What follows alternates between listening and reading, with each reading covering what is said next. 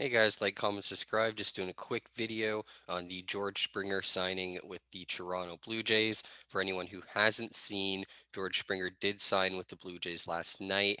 Average annual income for him will be 25 years over the next 6 years.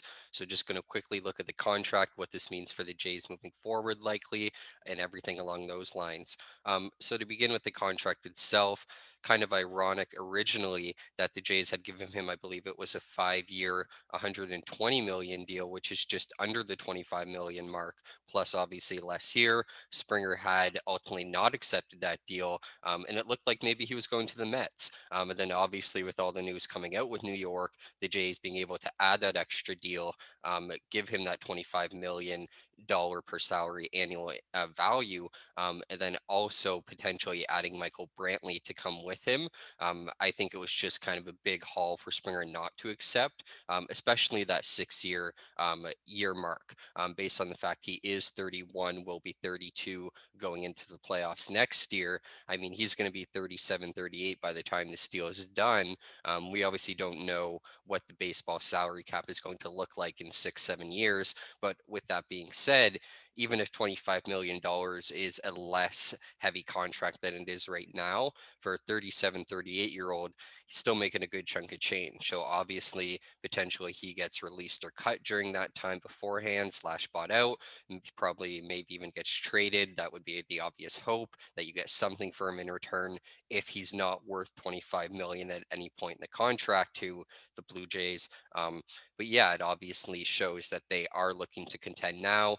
A lot of people thought that they were not going to bring anyone in, and clearly they're comfortable doing so. So that's something that's obviously good to see for them, and obviously for Blue Jays fans as well. And then going back to Michael Brantley, where this comes in for him, obviously, is the fact that he also is a free agent, and apparently he has been in talks with the Jays. Now, whether that is in correlation to Springer going there, if it's in correlation to him playing for the Indians during Shapiro's time there, or a combination of the two, is fully, I guess, yet to be known. But obviously, with Springer going there last night, Brantley's talks heating up today, seems like that's definitely at least part of the reason. And then Shapiro's former history with Brantley just kind of adds to that.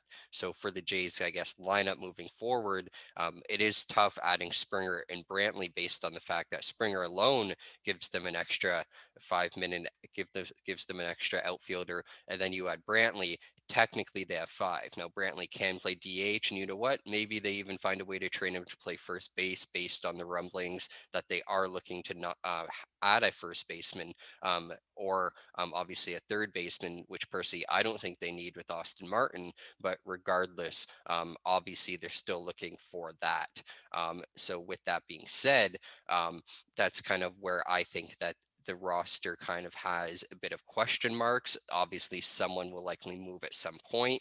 If I had to guess, I would say, unfortunately, Randal Grichuk is more the most likely to move.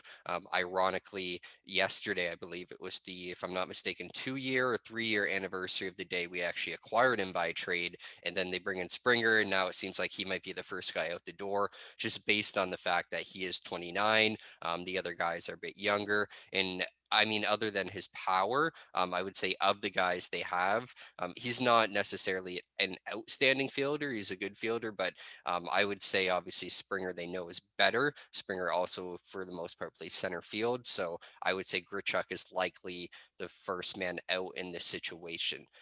Pitching, we'll see if they still add a starting pitcher. We'll do a separate video on that. But just in terms of the Jays lineup moving forward, again, I just think that that's something they still need to figure out how they're going to round out. But regardless, even if they don't bring in Brantley, they'll probably trade one of the outfielders for something. And then if they bring in Brantley, it's just absolutely a certainty that one of these outfielders are going to be traded for some type of asset. There's no way that this team could realistically keep five outfielders when they're all so talented.